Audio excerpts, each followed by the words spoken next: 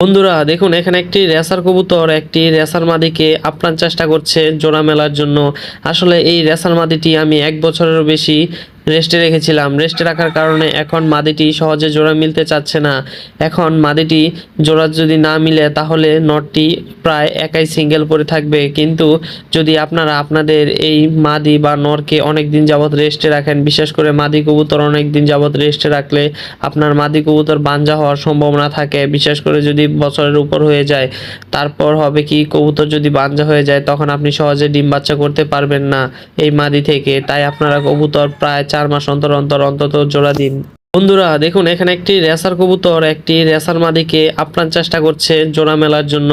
আসলে এই রেসার মাদিটি আমি 1 বছরেরও বেশি রেস্টে রেখেছিলাম। রেস্টে রাখার কারণে এখন মাদিটি সহজে জোড়া মিলতে চাচ্ছে না। এখন মাদিটি জোড়া যদি না মিলে তাহলে নটটি প্রায় একাই সিঙ্গেল পড়ে থাকবে। কিন্তু